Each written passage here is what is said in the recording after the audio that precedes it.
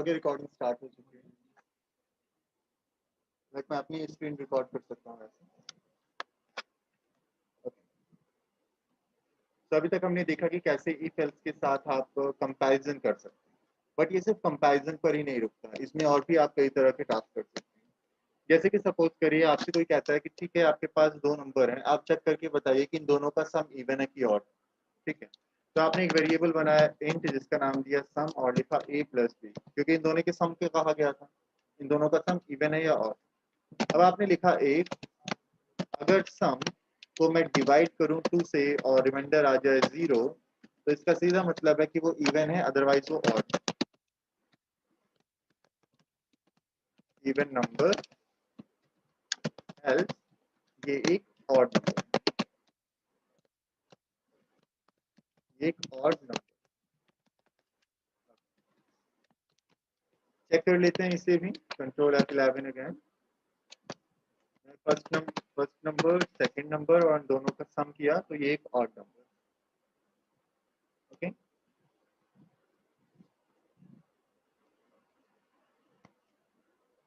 तो ये एक ऑड नंबर आ गया, लेकिन दोनों का सम ऑड आ गया। ठीक है, तो अगर आपको कोई लॉजिक यहाँ पर इंप्लीमेंट करना है तो आप वो भी कर सकते हो, और अगर कोई कंपैरिजन इस तरह से करना है तो वो भी कर सकते हो। याद रहे इफ एल्स के अंदर सिर्फ दो फंक्शन वर्क करते हैं, एक होता है ट्रू, एक होता है फॉल्स। मतलब बोलिए, अगर ये कंडीशन सेटिस्फाइड हुई तो ट्रू, अदरवाइज फॉल्स। ओके, इसी तरह से कई बार हमारी रिक्वायरमेंट आती है कि हम दो केसेस चेक करना चाहते हैं। जैसे मान लीजिए कि ए 10 से बड़ा है और बी 20 से छोटा है, दो केसेस लगा ये चेक करना है।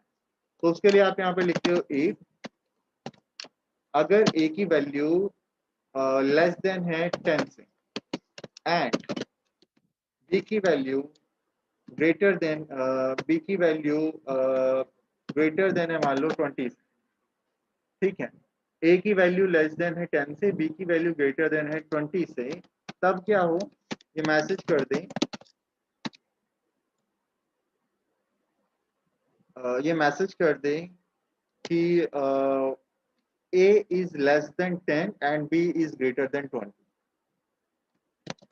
A is less than 10 and B is greater than 20. But मान लीजिए आप अभी इससे खुश नहीं हो, अभी आप इसके बीच में भी काम करना चाहते हो, कि हो सकता है इसके बीच में हो, है ना। तो आपने लिखा else like A is greater than 10 and B is less than 20, इसका उल्टा तो यही होगा। तो A is greater than 10 and B is less than 20. Let's see,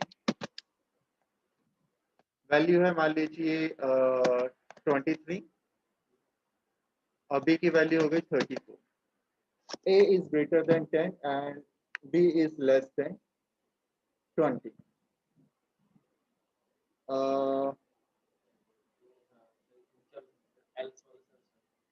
else वाला रन हो गया। हाँ, मतलब एक्चुअली बात क्या हुई यहाँ पर, मैं 20 नहीं कर सकता यहाँ पर, मैं यहाँ पर तो 20 लिख सकता हूँ बट यहाँ नहीं कह सकता,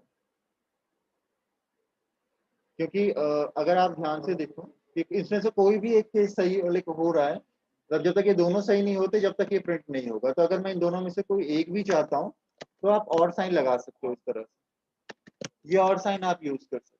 ठीक है, इसका मतलब या तो ये पोर्शन या तो ये, दोनों में से कोई भी ट्रू हुआ तो चल जाएगा। ठीक? तो ये बेसिकली कीवर्ड यूज किए जाते हैं बेसिक। एल्स का मतलब है ऊपर से कोई भी केस अगर मैच नहीं हुआ। हाँ हाँ, एंड मतलब दोनों सही। हाँ, और में दोनों में से कोई भी ट्रू होगा तो ये रन हो जाएगा। और इसमें जरूरी नहीं कि दो ही केस होंगे, 3 4 5 6 जितने चाहो उतने बना सकते हो। ठीक है, हाँ, और लगा सकते हो, एंड लगा सकते हो, ये तो आपके लॉजिक के ऊपर डिपेंड करता है। हाँ, एंड हो गया। हाँ हाँ, कीवर्ड्स जो है हमारे इफ एल्स में वो यही यूज होते हैं, इसके सिवा और कुछ नहीं, ठीक है।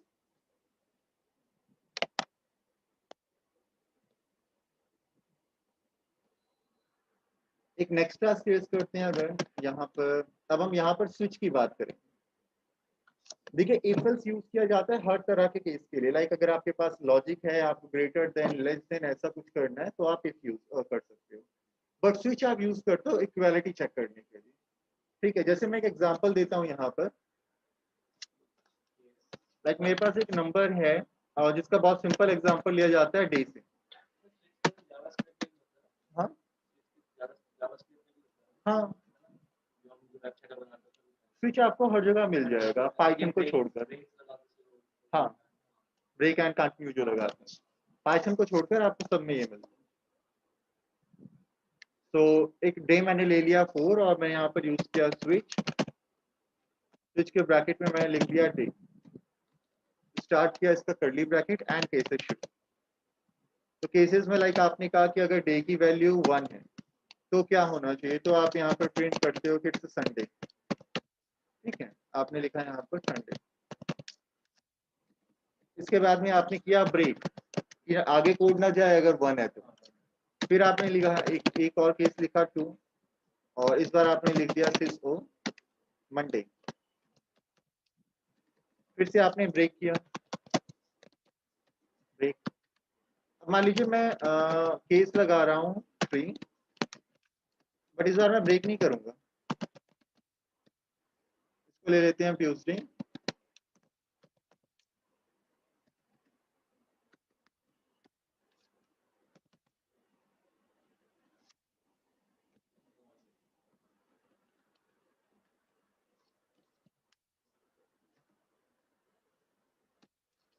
एक और केस लिख दिया, मैं ब्रेक नहीं लगा रहा। तो एक्चुअली कंटिन्यू की तरह ही वर्क करने वाला है, ठीक है।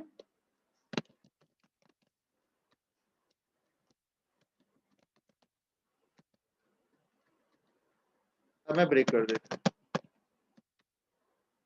एंड इस तरह से आप करते जाओ। लास्ट में एक डिफॉल्ट लगता है। डिफॉल्ट मतलब कि इनमें से कोई भी नहीं, ठीक है। Wrong input.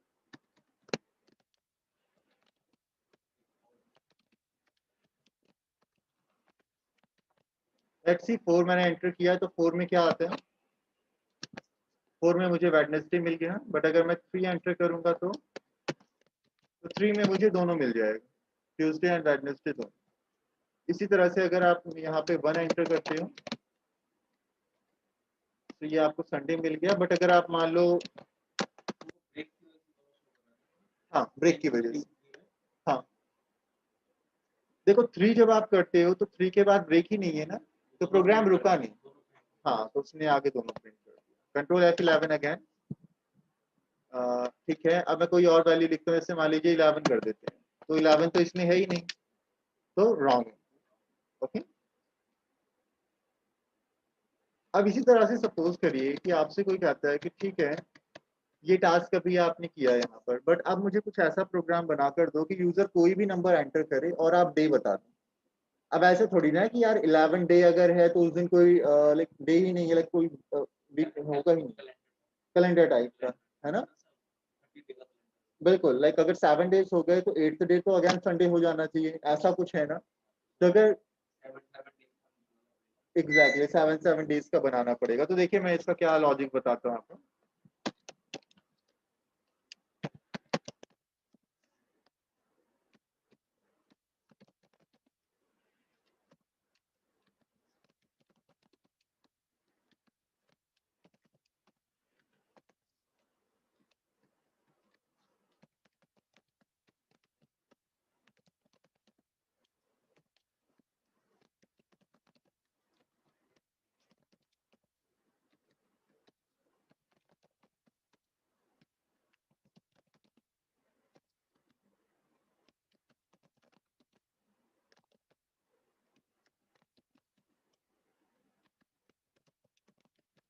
अब डिफॉल्ट का तो रोल रहेगा नहीं, है ना।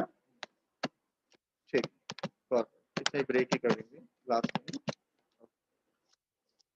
अब देखिए यहाँ पर मुझे कुछ ऐसा लॉजिक लिखना है, ये 11 अपने आप 7 के 8 से बिलो हो जाए। अपने आप छुट्टा होते हैं। क्या करें, सोचिए जरा।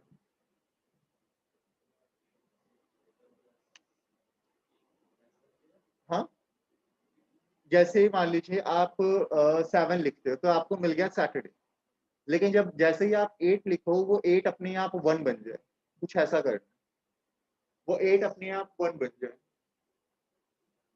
अरे मास्क तो बड़ी मुसीबत हो जाती है। हाँ, डिवाइड करना होगा। डिवाइड करके क्या करना होगा? ठीक है, 7 से डिवाइड कर देंगे। जो रिमाइंडर होगा, बिल्कुल सही कह रहे हो आप। तो बस ये हो गया, काम खत्म।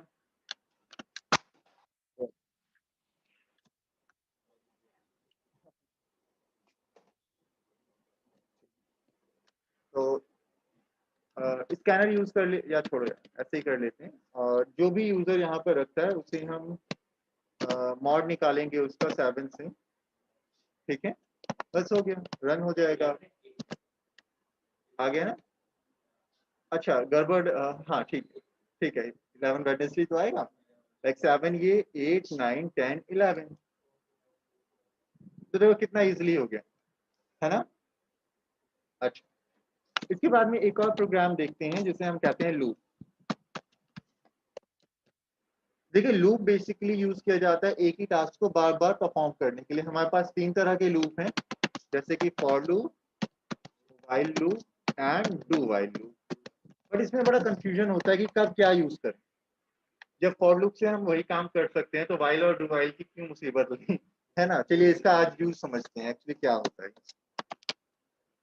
फॉर लूप जनरल टास्क के लिए है, एक ही टास्क को बार बार परफॉर्म करने के लिए आप फॉर लूप यूज कर लेते। जैसे मैंने यहाँ पर लिखा फॉर एंड मेरे पास फॉर लूप में 3 पैरामीटर्स होते हैं। थोड़ा सा इसे अलग तरीके से लिखते हैं, int i is equal to 0। उसके बाद में मैं यहाँ पर 2 सेमी कॉलम लगा देता हूँ। ये पहले चलो आपको सिंपल वाला बता, जैसे आपने सीखा है। तो एक int i is equal to, ये 1 से शुरू होता है, i less than is equal to 10 and i plus plus आप करते हो। उसके बाद में आप इसे प्रिंट कर देते हो और यहाँ पे आई आ जाता है। या जो भी टास्क आपको 10 बार एग्जीक्यूट करना है उसके लिए आपने ये यहाँ पे बताया। ठीक है, रन करते हैं प्रोग्राम को F11 और ये मुझे इस तरह से आउटपुट में। इसी प्रोग्राम को हम थोड़ा सा इस तरीके से भी लिख सकते हैं, int i is int j is equal to 1 for loop comma comma curly bracket if i j less than is equal to 10 this out j and j plus control F11। अब देखो मैंने ऐसा क्यों करवाया, लाइक जब ये simple चीज है तो ये मैं कॉम्प्लिकेटेड आपके दिमाग में क्यों डाल रहा हूं? देखिए, एक्चुअली कॉम्प्लिकेटेड देखने में लग रहा है, बट अगर आपको पता हो तो ये जो पहला होता है ये इनिशियलाइजेशन है। तो इनिशियलाइजेशन में कहीं भी कर सकता हूँ, यहाँ कर दिया। ये बीच वाला क्या है? कंडीशन है। कंडीशन सेटिस्फाइड होगी तभी प्रिंट होगा, अदरवाइज नहीं, है ना? तो वही मैंने यहाँ पे लिख दिया कि कंडीशन सेटिस्फाइड हो तभी प्रिंट करो, अदरवाइज नहीं। अब कंडीशन सेटिस्फाइड होने के बाद प्रिंट होने के तुरंत बाद इंक्रीमेंट होता है ना, तो बस प्रिंट होने के तुरंत बाद इंक्रीमेंट कर दिया। परफेक्ट। ठीक, ऑब्वियसली ये वाला सबसे बेस्ट है, लेकिन कभी आपको अगर लॉजिक लगाना है तब क्या करोगे? तब ये बात, हाँ, इसमें आप एल्स ऐड कर सकते हो, इसमें आप बेसिकली इवन ऑड सेट कर सकते हो यहाँ पर, है ना? आप ऐसे बहुत से लॉजिक्स यहाँ पर लिख सकते हो। बिल्कुल मल्टीपल कर सकते हो, सबसे बढ़िया बात ये है। ठीक है, तो वो चीज बेसिकली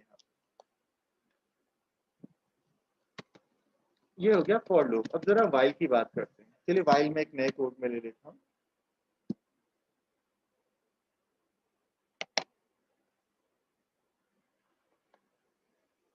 ये है A4 पब्लिक स्टैटिक वर्ड में फिनिश। ठीक, अब वाइल भी हमारे दूसरा फॉर लूप जैसे मैंने बनाया था ना वैसा ही है, इसमें भी कुछ नहीं है। 3 चीजें होती हैं कोई भी फॉर लूप या कोई भी लूप। ठीक है, 3 चीजें रहेंगी बस। पहला तो इनिशियलाइजेशन, दूसरा हो गया आपका कंडीशन,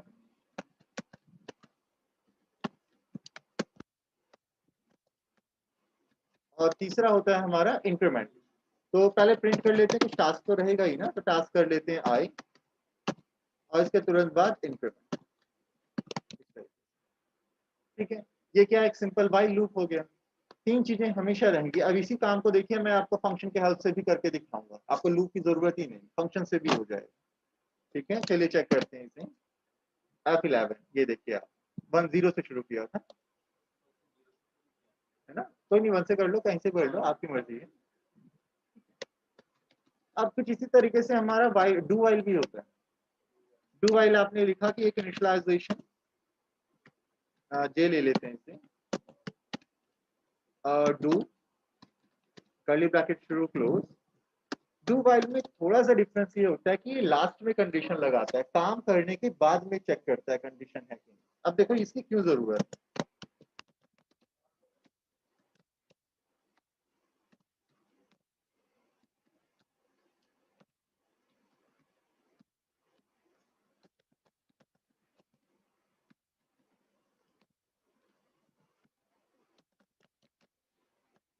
डू वाइल कुछ ऐसा दिखता है, आपने लिखा डू, टास्क किया, इंक्रीमेंट किया, लेकिन कंडीशन को लास्ट में लगा दिया, तो क्यों यूज करें डू वाइल?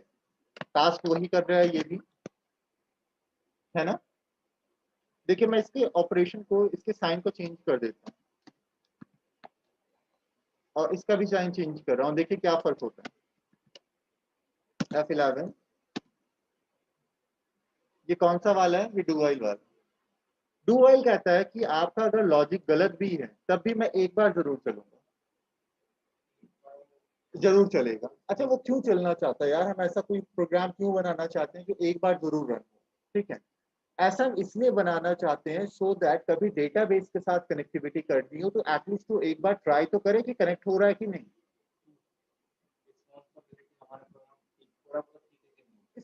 स्टैब्लिश हुआ कनेक्शन की नहीं। ठीक है, कंडीशन चाहे बाद में सेटिस्फाइड हो चाहे ना हो। हाँ बिल्कुल, एक्चुअली वो, बिल्कुल एक्चुअली वो क्या करेगा, अगर आप वाइल कर रहे हो तो पहले कंडीशन देखेगा, फिर डेटाबेस कनेक्टिविटी के बारे में सोचेगा। हाँ, लेकिन यहाँ पर एक बार डेटाबेस कनेक्टिविटी बन गई तब ये एरर थ्रो कर रहा है, मतलब डेटाबेस तो कनेक्ट हो गया, ये इम्पोर्टेंट है। बिल्कुल, ठीक है। अब चलिए नेक्स्ट देखते हैं। मैंने कहा कि ये इसकी लूप की भी जरूरत नहीं है, आप ये काम सीधे फंक्शन की हेल्प से भी कर सकते हैं। चलिए जरा फंक्शन की हेल्प से ट्राई करें।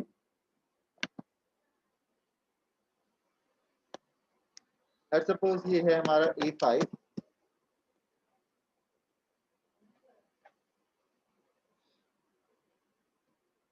तो अब हमें देखिए यहाँ करना क्या है, मैं एक फंक्शन क्रिएट करूंगा। फंक्शन हम वॉइड टाइप का बना लेते हैं और इसका नाम हम रखेंगे सीरीज। 0 से 10 तक प्रिंट करना है ना, चलिए ठीक। उसमें क्या होता था, पहले इनिशियलाइजेशन, चलो इनिशियलाइजेशन कर देते हैं। फिर क्या होता था, कंडीशन, यहाँ कंडीशन लगा दीजिए।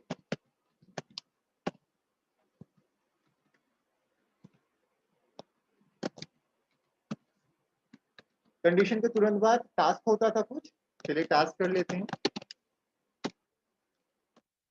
इसके तुरंत बाद क्या होता था, इंक्रीमेंट।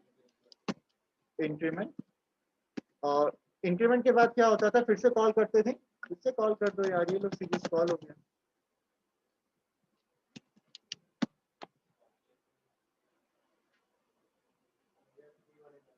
हाँ ऑब्जेक्ट तो ऑब्वियसली वो तो बनाना पड़ेगा ना, फंक्शन है ना, फंक्शन है तो बनाना ही पड़ेगा। हाँ, अच्छा बिना ऑब्जेक्ट के क्या रन कर सकते हैं इसे, चलिए आज ये भी देखते हैं। नहीं मैं मेन से करूंगा ही नहीं। ठीक है, अब देखो मैं क्या करने जा रहा हूँ यहाँ, अब कुछ अलग। एक और चीज होती है यहाँ पे बड़ी कमाल की, जिसे हम कहते हैं static block. And static block की खूबी ये होती है कि मेन के तुरंत बाद यही रन होता है, तो आप स्टैटिक ब्लॉक से भी सीरीज को कॉल कर सकते हो। बट सीरीज कॉल तो हो जाएगी, लेकिन सीरीज को मेमोरी में स्पेस तो देना पड़ेगा ना, तो स्टैटिक बना दो। अच्छा ये वेरिएबल भी स्टैटिक हो जाएगा। ठीक है, हो गया, चलिए टेस्ट करें, है ना? बिल्कुल, आप ऑब्जेक्ट बना लो, है ना? हाँ, बिल्कुल। देखो, लेकिन स्टैटिक ब्लॉक फिर दिया क्यों गया? अगर बेकार फालतू की बात है तो। देखो इसका रीज़न क्या होता है? एक्चुअली हमारे पास पता है जावा आपको पता है थोड़ा-सा हैवी हो जाता है सी, सी प्लस प्लस के कंपैरिज़न में, प्रोसेस थोड़ा-सा हैवी हो जाता है। तो यहाँ पे इसलिए कंपोनेंट दिए गए स्टैटिक ब्लॉक और कंस्ट्रक्टर, ये इसलिए दिया गया ताकि आप थोड़े-थोड़े कोड को रन करो। जैसे जो बहुत ज़्यादा रिक्वायर्ड इम्पोर्टेंट डेटा है, वो आप अपने स्टैटिक ब्लॉक से रन कर दो। क्योंकि उसके लिए तो ऑब्जेक्ट उस समय रन ही नहीं होगा, पूरी क्लास इनिशिएट नहीं हुई होगी। तो थोड़ा-सा वो कोड रन हो जाएगा। फिर ऑब्जेक्ट बनते ही कंस्ट्रक्टर के अंदर जो भी कुछ होगा वो रन हो जाएगा और उसके बाद में कुछ हैवी डेटा रन करना है तो रन स्टेप बाय स्टेप। हाँ, एग्ज़ैक्टली। हाँ, क्योंकि अगर आप एक साथ डाटा दोगे तो ऑब्वियसली वो हैवी ही पड़ेगा आपके प्रोसेसर के लिए। एचटीएमएल में तो ज़रूरत ही नहीं होती यार। जैसे कि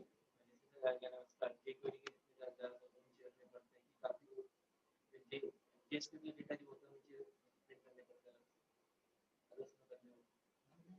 होता, आप इसे स्टार्टिंग में कर सकते हो। एक्चुअली पता है ये एचटीएमएल, सीएसएस, जावास्क्रिप्ट और jQuery या एंगुलर जेएस या नोड जेएस ये आपके प्रोसेसर पर रन नहीं होती, ये आपके ब्राउज़र पर रन। ब्राउज़र हाँ, उसे बोल सकते हो, लेकिन उसके लिए भी वो उसका अलग से इंजन होता है। तो चलो कोई नहीं, बस इसे इसे इस तरीके से समझो। वैसे ऐसी प्रॉब्लम होती नहीं है, ठीक है? चलिए, ओके। तो ये हम काम लूप की ज़रूरत नहीं है, आप फंक्शन से कर सकते हो। ठीक है? अगर आपका मन है कि आप फंक्शन यूज़ करना चाहते हो तो इसे यूज़ कर लो, इसे हम कहते हैं रिकर्शन। ये है हमारा रिकर्शन। परफेक्ट? ठीक है, चलिए बहुत बढ़िया। अब स्टैटिक ब्लॉक के बारे में हमें पता चला कि ये अपने आप रन हो जाता है मेन के तुरंत बाद। चलिए कंस्ट्रक्टर भी ज़रा देख लेते हैं। So A5 O is equal to new A5, ये हमारा एक ऑब्जेक्ट होता है, हमें पता है। तो ये ऑब्जेक्ट जो है, उस ऑब्जेक्ट के पास एक डिफॉल्ट कंस्ट्रक्टर होगा जो मेरी क्लास के नाम पर होता है और कुछ इस तरीके से डिफाइन किया जाता है। देखिए यहाँ पर ये मेरा ऑब्जेक्ट है, इस ऑब्जेक्ट के ब्रैकेट में कुछ भी नहीं, तो यहाँ पर भी कुछ भी नहीं होना चाहिए। इसी को हम डिफॉल्ट कंस्ट्रक्टर कहते हैं। यहाँ पर मैं इसे रन करता हूँ और इसको आप नाम दे दीजिए कि यह है एक डिफॉल्ट कंस्ट्रक्टर।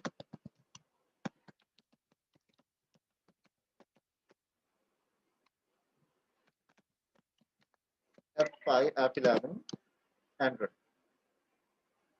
ठीक है, तो आपने यहाँ पर देखा कि सबसे पहले स्टैटिक ब्लॉक कॉल होता है, उसके बाद में आपका कंस्ट्रक्टर कॉल होता है। जैसा कि मैंने कहा था, पहले मेन, उसके बाद में स्टैटिक ब्लॉक, उसके बाद में स्टैटिक ब्लॉक के अंदर सॉरी ये स्टैटिक ब्लॉक, फिर स्टैटिक ब्लॉक के अंदर जो भी कनेक्टेड है वो सब पहले रन हो जाएगा। जी हाँ, कंस्ट्रक्टर को कॉल नहीं करना पड़ता ना, जैसे ही आप ऑब्जेक्ट बनाओगे वैसे ही ये कॉल हो जाएगा। ठीक है, ये कंस्ट्रक्टर। अच्छा, अगर इसके ब्रैकेट में मुझे पैरामीटर रखने हो तो जैसे मैं यहाँ पे रखना चाहता हूँ 12 या 23, कुछ भी ऐसा। तो देखो ये एरर थ्रो कर रहा है, क्यों कर रहा है? कह रहा है कि भाई मैं 23 यहाँ भेजने की कोशिश कर रहा हूँ बट यहाँ कोई है नहीं जो रिसीव कर सके। तो रिसीव करने वाला कंस्ट्रक्टर मैं एक और बना लेता हूँ A5।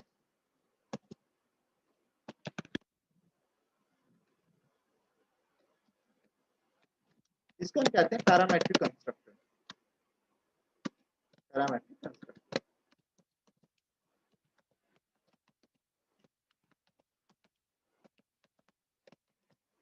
पैरामेट्रिक कंस्ट्रक्टर की खूबी ये होती है कि इंफॉर्मेशन को नेक्स्ट पेज पर लेकर चला जाता है। ये पैरामेट्रिक वैल्यू आपने जो भेजी है वो आप यहाँ पर प्रिंट कर सकते हो।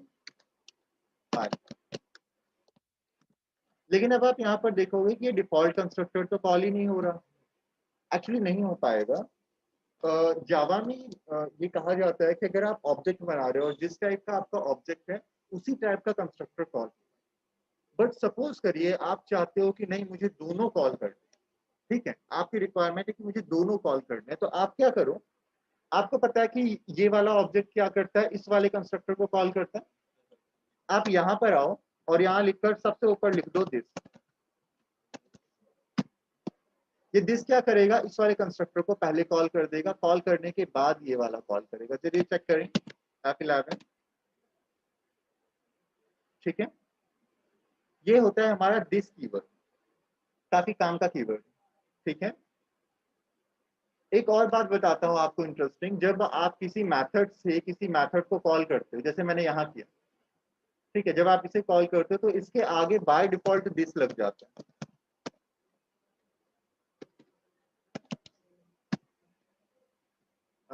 अच्छा, मेथड के केस में होगा, मैं मेथड एक बना लेता हूँ, नहीं तो उसे भी दिस को भी स्टैटिक के लिए ये बोलेगा। ओ डॉट करके मैं एक कॉल कर लेता हूँ, चलिए मैसेज नाम का मैथड, यहाँ मैसेज नाम का मैथड बना लेता हूँ।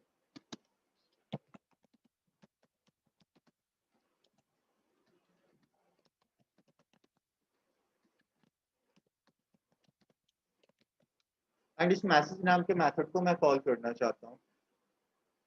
तो एक और कमाल की चीज है यहाँ पे, क्या है वो कमाल की चीज, उसे हम कहते हैं इनिशियलाइजेशन ब्लॉक। ये इनविजिबल, बिल्कुल इनविजिबल होता है। यहाँ से कॉल करिए, मैसेज कॉल हो जाएगा F11, ये वाला। ठीक है, ये इसे हम कहते हैं इनिशियलाइजेशन ब्लॉक, इनविजिबल ब्लॉक भी बोल सकते हो क्योंकि इसमें कुछ होता ही नहीं। ठीक है, बट याद रहे इनविजिबल इनविजिबल ब्लॉक जो होता है ये कंस्ट्रक्टर के पहले रन होता है। ठीक है, जैसे मैं यहाँ पे रन करके आपको दिखाऊंगा F11, तो देख रहे हो स्टैटिक तो सबसे पहले रन होता ही है, उसके बाद में आपका इनिशियलाइजेशन ब्लॉक, फिर आपका कंस्ट्रक्टर। अब वो कंस्ट्रक्टर पहले कौन सा कॉल हो रहा है वो इस बात पर डिपेंड करता है कि आपने कैसा ऑब्जेक्ट बनाया। ओके, क्या कहते हो, इतना समझ आ गया? ठीक है, चलिए अच्छी बात है। ओके, चलिए एक और क्लास क्रिएट करते हैं।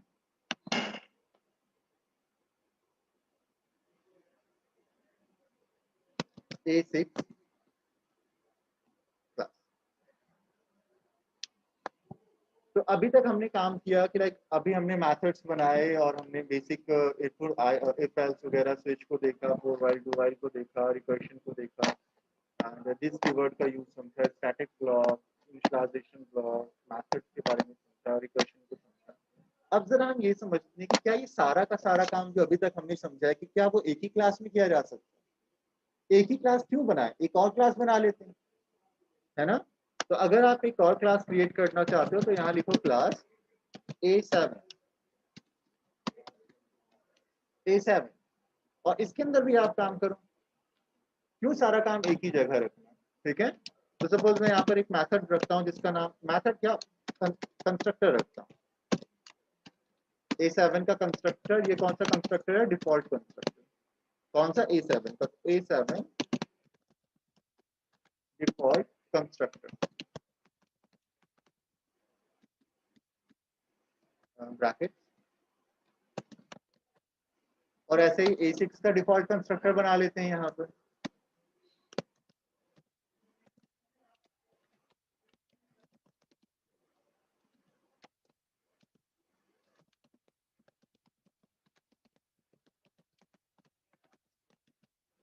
परफेक्ट। इसी बनाने के बाद में अब चलिए इनके कंस्ट्रक्टर को कॉल करें, तो कॉल कब करेंगे, जब ये ऑब्जेक्ट बनाएगा। तो न्यू A6, ये मेरा ऑब्जेक्ट हो गया डिफॉल्ट के लिए, और ऊपर वाले के लिए A7। रन किया, कंट्रोल F11, ये रन। ठीक है, बट यार बात ये है कि मैं नहीं चाहता कि मैं बार बार ऐसे दो दो ऑब्जेक्ट बनाऊं। ठीक है, तो अगर आप ऐसा नहीं चाहते तो आप एक काम करो, इस वाले कंस्ट्रक्टर को इसके साथ जोड़ दो। कैसे जोड़ेंगे, एक्सटेंड कर, एक्सटेंड A7, और जब A7 को आप यहाँ पर कनेक्ट करोगे तो अब आपको सिर्फ A6 की जरूरत है, बस A7 का ऑब्जेक्ट बनाने की जरूरत नहीं है। ओके, अब A6 ऑटोमेटिकली A6 से कनेक्टेड जितनी भी क्लासेस होंगी, एक दूसरे से जितनी भी क्लासेस कनेक्टेड होंगी सबको रन कर देगा एक बार। हाँ, चाइल्ड क्लास है A6, पेरेंट क्लास है A7। तो A7 डिफॉल्ट कंस्ट्रक्टर। अब जरा सोचने वाली बात है कि यार ये A7 पहले क्यों कॉल किया, हमने तो ऑब्जेक्ट A6 का बनाया था और अभी पिछली क्लास में भी हमने देखा लाइक ए जिसका ऑब्जेक्ट बनाते हैं वही पहले कॉल होता है। एक्चुअली यहाँ पे ऐसा इसलिए होता है क्योंकि जब आप चाइल्ड क्लास के कंस्ट्रक्टर को कॉल करते हो तो उस समय उसके ऊपर बाय डिफॉल्ट एक स्टेटमेंट लिखी होती है जिसे हम कहते हैं सुपर। इनविजिबल होती है, दिखती नहीं है, लेकिन ये होती है, तो ये ऑटोमेटिकली इस पेरेंट वाले को कॉल कर देती है। ठीक है। एंड इसी तरह से मान लो इसके, अच्छा देखो एक टर्म यूज होती है कि इनहेरिटेंस इतने टाइप के हैं, single level, multi level, but ऐसा कुछ नहीं है, ये सब बस याद करने के तरीके हैं। आप सीधे याद रखो किसी भी क्लास को किसी से कनेक्ट करना है, एक्सटेंड कर दो, काम कर। ठीक है। ऑलरेडी इतना प्रेशर होता है और ज्यादा प्रेशर नहीं लेना। क्लास को कनेक्ट करना है, एक्सटेंड करो, कनेक्ट हो जाएगा। ठीक है।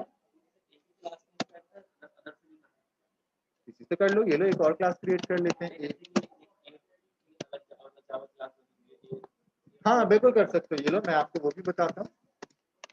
किस क्लास को करना चाहोगे आप? A1 को करें? चलिए A1 को करते हैं, एक्सटेंड A1। बट दोस्त इसमें पता है एक चीज प्रॉब्लम करेगी, A1 में आपका मेन मेथड है, तो मेन मेथड नहीं होना चाहिए, है ना। तो मुझे मेन हटाना पड़ेगा अगर ऐसा कुछ करते हैं तो, लाइक ये हटाना पड़ेगा। मैं इसे कमेंट कर देता हूँ आपके लिए। चलिए, या कमेंट क्या करना, मैं यहाँ पे मेथड बना लेता हूँ, है ना। void A1 तो A1 method, A1 method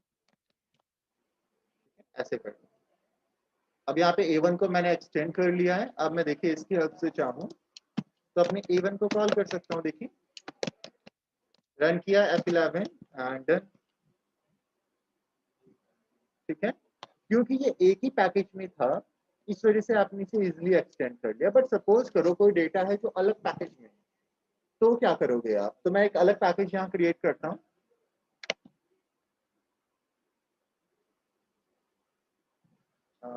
class ही बेसिकली क्रिएट करेंगे, नाम कर देते हैं इसका बेसिक,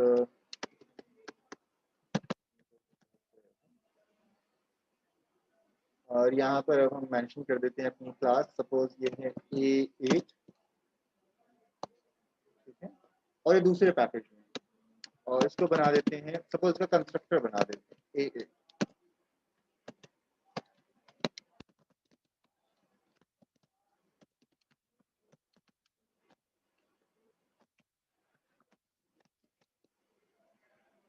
ठीक है। अब देखिए यहाँ पर ऑलरेडी A1 कनेक्टेड है, तो क्यों ना मैं A1 के साथ A8 को कनेक्ट कर दूं। यहाँ पर ज्यादा कॉम्प्लिकेटेड तो नहीं हो रहा ना। ठीक है, यहाँ कनेक्ट कर देता हूँ। तो यहाँ पर लिखेंगे एक्सटेंड्स अगेन A8। और जब आप ये लिखोगे तो यहाँ पे आपको पैकेज इंपोर्ट करना पड़ेगा। जैसे अभी तक स्कैनर लाइब्रेरी को इंपोर्ट कर रहे थे, वैसे पैकेज को इंपोर्ट करना होगा। तो लिखिए इंपोर्ट, कहाँ से? com dot middle. ठीक है। मिडल में जितनी पैकेजेस, जितनी क्लासेस होंगी सारी आ जाएंगी। क्या आप कह रहे हो? हाँ हाँ लिख लो, हाँ, 8 लिख लो। बिल्कुल बिल्कुल। ठीक है। अच्छा अब देखिए इसमें A8 में कुछ एरर आ रही है, एक बार जरा चेक करते हैं। हाँ अब देखो डिफॉल्ट वाली बात आ गई। मैंने बताया था ना एक्सेस मॉडिफायर। देखो एक्सेस मॉडिफायर हमारे पास होते हैं चार, पब्लिक, प्राइवेट, प्रोटेक्टेड और डिफॉल्ट। डिफॉल्ट के आगे कुछ नहीं लिखा होता, तो देखिए यहाँ पर ऐसा ही कुछ हो रहा है। ये हमारे एक डिफॉल्ट कंस्ट्रक्टर, और दोस्त जो डिफॉल्ट कंस्ट्रक्टर होता है ना, उस कंस्ट्रक्टर को आप अलग पैकेज में एक्सेस नहीं कर सकते। जैसे कि यहाँ पर देखो करने की कोशिश कर रहा हूँ, एरर आ रही है। ठीक है। और ये क्या कह रहा है? अच्छा ये कह रहा है इसका भी एक कंस्ट्रक्टर आपको यहाँ बनाना होगा, चलो बना देते हैं। और उसके बाद में क्या कह रहा है? इनविजिबल। देखो क्या कह रहा है, विजिबल करो, change visibility A8 to protect. ठीक है। तो देखो हम प्रोटेक्ट नहीं कर रहे हैं, हम एक काम करेंगे, इसे पब्लिक बना देते हैं।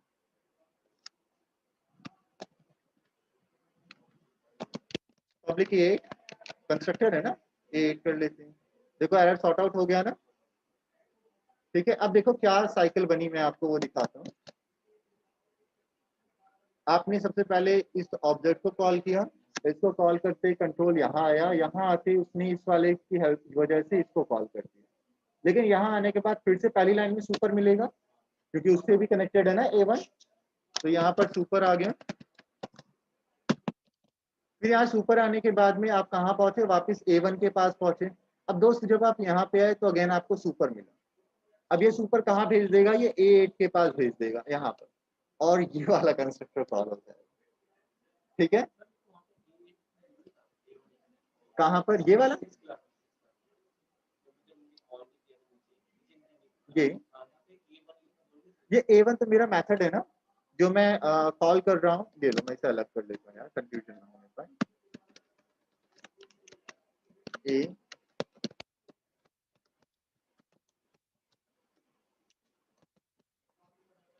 A6 का O इज इक्वल टू, अब ये A1 पता है क्या है, A1 मेरा यहाँ पर रखा मेथड है। एक्चुअली इसका नाम सेम हो रहा है ना, इसका नाम बदल देता हूँ। ये है मेरा मेथड।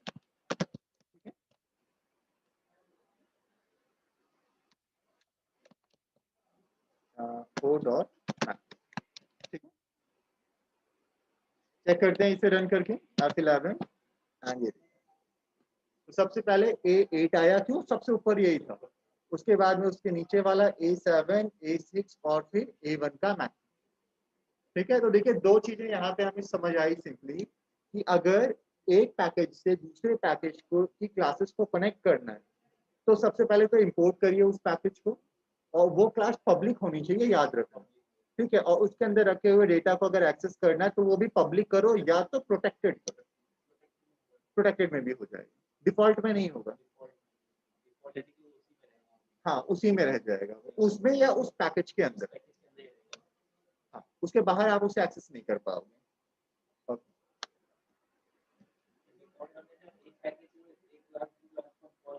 हाँ, नहीं कर सकते, हाँ भाई। ठीक है,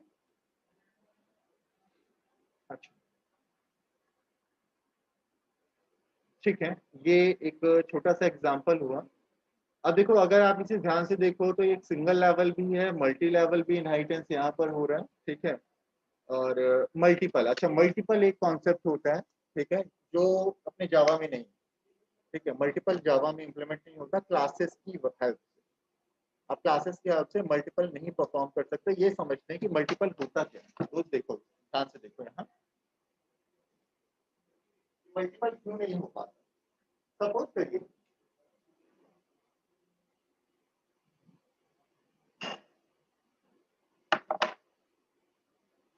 मेरे पास एक क्लास है यहाँ पर, जिसको हमने नाम दिया A2, ये है A3, ये दोनों मैं कनेक्ट करता हूँ A1। ठीक है, अब जरा सोचने वाली बात है, सपोज करो यहाँ पर भी कंस्ट्रक्टर है A2 का, यहाँ भी कंस्ट्रक्टर है A3 का, और इसका भी कंस्ट्रक्टर है A1। अब हमें पता है कि जब हम A1 का ऑब्जेक्ट बनाएंगे तो किस कंस्ट्रक्टर को कॉल करेगा, इसे कॉल करेगा ना। लेकिन हमें पता है कि क्योंकि ये दूसरे से इनहेरिटेड है, तो यहाँ पे बाय डिफॉल्ट सुपर लिखा होगा। लेकिन ये सुपर कंफ्यूज हो जाएगा कि इस वाले को करो या इस वाले को करो, है ना। मल्टीपल यहाँ पे इस वजह से सिंपल इसमें लगाएंगे दिस।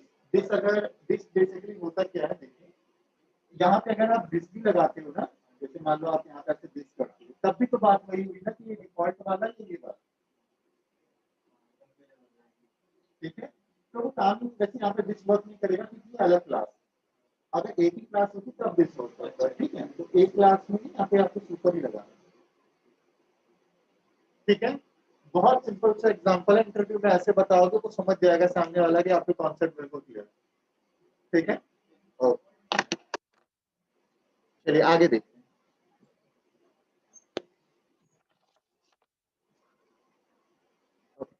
अब एक हम यहाँ पर और कॉन्सेप्ट कर लेते हैं, file handling.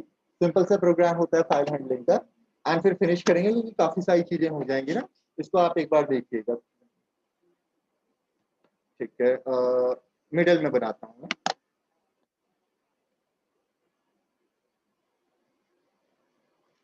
A9,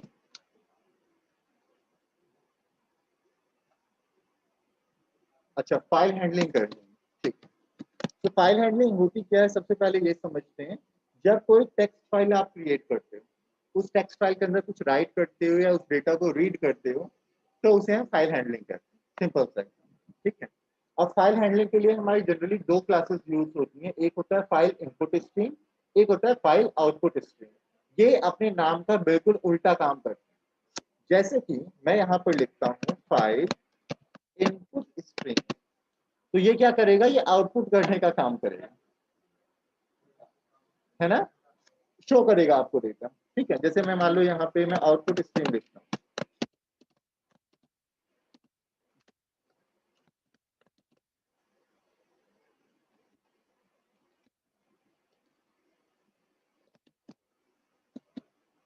output stream, तो इसकी हेल्प से आप इनपुट कर सको।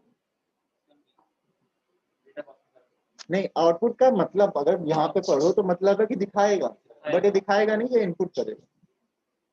ठीक है, नाम का बिल्कुल उल्टा काम करता है, अपोजिट काम करता है। आप ऐसे याद रखोगे, आपको क्लासेस याद रह जाएंगी। आउटपुट का इनपुट करता है, बिल्कुल। अब यहाँ पे लिखा file output stream f out is equal to new file output stream. आपकी फाइल का नाम है सपोज स्टोरेज डॉट टीएक्सटी। ठीक है, अब देखिए यहाँ पर ये एरर दे रहा है, ये एरर देखो है क्या। इस एरर का मतलब यहाँ पर ये है कि अगर इस नाम की फाइल नहीं मिली तो क्या। ओके, या मान लीजिए ये फाइल आप जहाँ क्रिएट करना चाह रहे हो वहां आपको परमिशन ही नहीं है कि आप फाइल क्रिएट कर सको, तब क्या। जैसे होता है ना, कुछ ऐसी लोकेशंस होती हैं जहां पर आप फाइल क्रिएट नहीं कर सकते, ऐसी जगह होती है, ठीक है, जहाँ पे प्रिविलेजेस चाहिए होती है आपको, लाइक इंटरनल जाकर काम करना होता है। तो ऐसी अगर ऐसी जगह अगर आप फाइल प्रोग्राम से करना चाहोगे, ऑब्वियसली वो एरर थ्रो कर देगा। तो ऐसी एरर को हैंडल करने के लिए आप यहाँ पर एक कॉन्सेप्ट यूज करते हो जिसे हम कहते हैं एक्सेप्शन हैंडलिंग। एक्सेप्शन को हैंडल करना, कैसे हैंडल करोगे, कई कॉन्सेप्ट। पहला तो सिंपल से जो कॉन्सेप्ट है वो है कि जो वहां पे भी आप ऐसा काम कर रहे हो ना, उसके मेथड के साथ लिख दो थ्रोज एक्सेप्शन, काम खत्म। अब इस मेथड के अंदर कभी कोई भी एरर आई तो सिस्टम आपको बता देगा कि क्या प्रॉब्लम है, और सिस्टम आपका क्रैश नहीं होगा। ठीक है, चलिए देखते हैं। अब ठीक है, हमने यहाँ पर एक फाइल को बना तो दिया। अब इस फाइल के अंदर हमें इनपुट करना है, तो इनपुट आप स्कैनर से ले लेना, मैं अभी नॉर्मल मैसेज कर देना।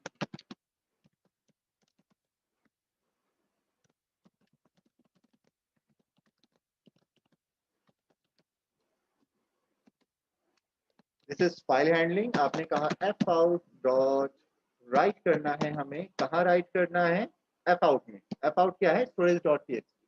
अब देखो क्या सजेस्ट कर रहा है, ये बाइट एरे है ना। बाइट एरे क्या होता है, 0101 का एरे कॉम्बिनेशन। ठीक है, एरे। तो अब इसमें करें क्या, यार मैसेज तो नहीं डाल सकता क्योंकि मैसेज तो एक स्ट्रिंग है, मुझे तो बाइट पास करना है। तो हमारे पास एक फंक्शन होता है, लिखिए मैसेज, मैसेज को हमें बाइट में कन्वर्ट करना है। तो message dot gate bytes, bytes में कन्वर्ट हो गया। और उसके तुरंत बाद आप लिख सकते हैं एफ आउट डॉट क्लोज, काम खत्म। ठीक है, सिंपल है। रन करते हैं इसे।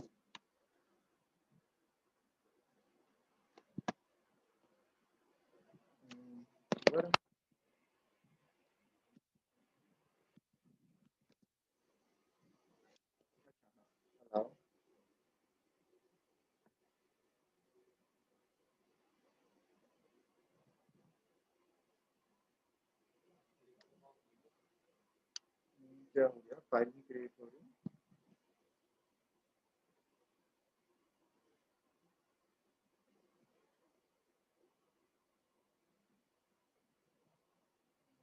तो बन जाना चाहिए था, एक बार देख लेते हैं। तो प्रोजेक्ट कहाँ से हो रहा है अपना, कोड जावा यहीं पर होगा, इक्लिप्स ये है।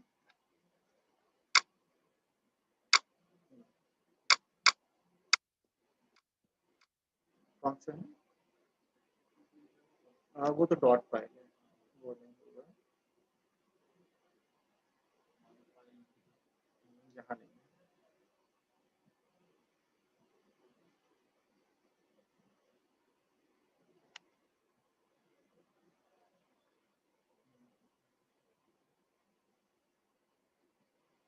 ये वाला code Java SRC code Java इसकी लोकेशन क्या है? सर्च वर्कस्पेस ई ड्राइव में।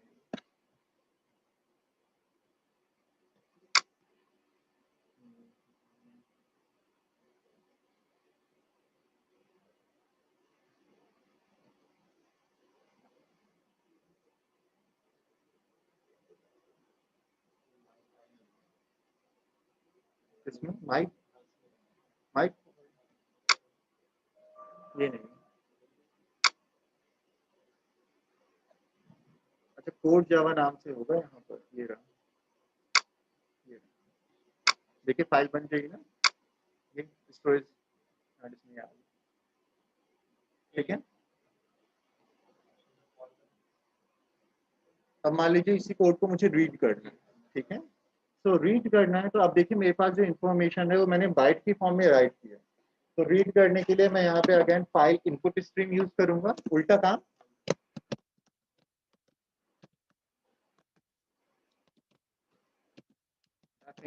is equal to new file input string, मेरी फाइल का नाम दैट इज स्टोरेज।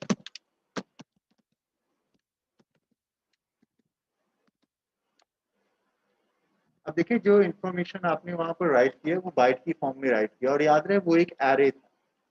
तो एरे के डेटा को अगर आपको रीड करना है तो हमें वन बाय वन रीड करना पड़ेगा। ठीक है, तो देखिए यहाँ पर आप क्या कर सकते हो, आप यहाँ पर लिखिए int i is equal to 0, या आई रख लेते हैं एक वेरिएबल इंट। ये इंट करेगा क्या, आपके एक एक करेक्टर को रीड करेगा और रीड करके आपको शो करता जाएगा। कैसे, वाइल यूज कर।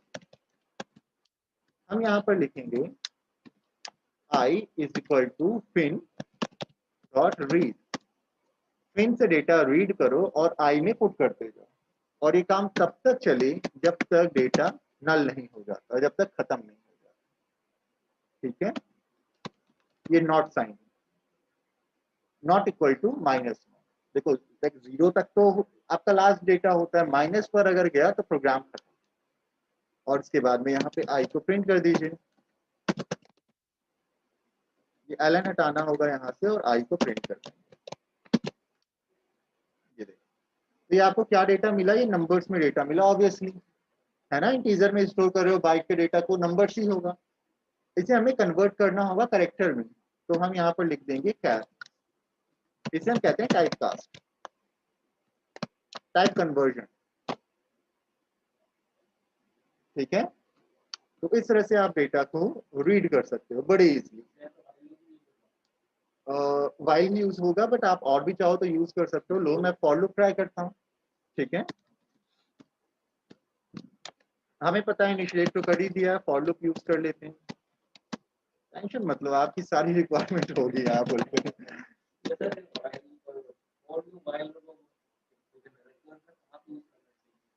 जहाँ जो आपके लिए कंफर्टेबल है वो यूज करो, कोई भी यूज करो, कोई प्रॉब्लम। ठीक है, तो फॉर लूप के जरिए करते हैं इसे। हम एक नया वेरिएबल यहाँ बना लेते हैं, आई इन जे, एंड इनिशिएट कर दिया। यहाँ पर 2 सेमीकोलन लगा दिए।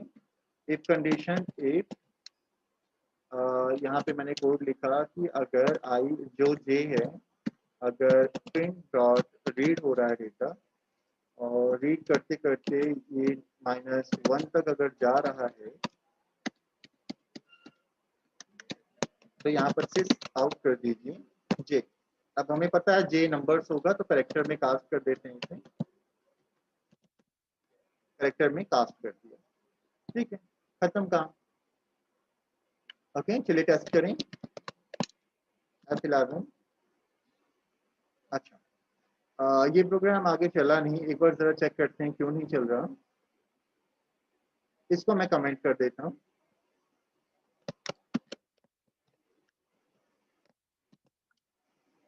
आ गया ना। एक्चुअली पुराने वाले ने पिन में ऑलरेडी डेटा सारा पास कर दिया था, इस वजह से वो नहीं कर पाया। ये एलन है, हटा दो इसे, सही हो जाएगा। ठीक है, तो चाहे ये यूज कर लो चाहे वो यूज कर लो, सब चीज। ठीक है, आप तो डुअल से भी कर, मैथड से भी कर सकते हैं यार, सब छोड़ो। ठीक है, ये बढ़ता ही जा रहा है।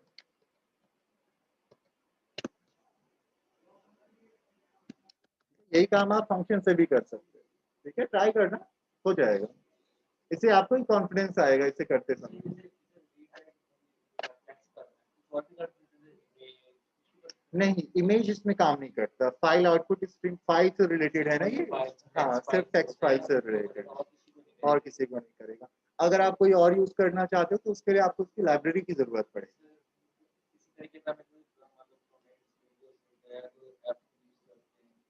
वो तो हम वहाँ पे अलग लाइब्रेरी यूज करेंगे, वो अलग लाइब्रेरी। अभी आगे जाके जब आप लोग जावा एडवांस करोगे तो आप वहाँ पे बिट पर काम करना करोगे, बिट मैप वगैरह पर काम करोगे, बिट इमेज पर काम करोगे। ठीक है, तो उसमें हमें आपको एंड्रॉइड में सिर्फ लाइब्रेरी होती है। ठीक है, हाँ, वो हमें बस लाइब्रेरी ऐड करनी है। हाँ, डीपली नहीं होता। बिल्कुल बिल्कुल। एंड जावा वालों को बिल्कुल कोर पर चीजों को याद करना होता है।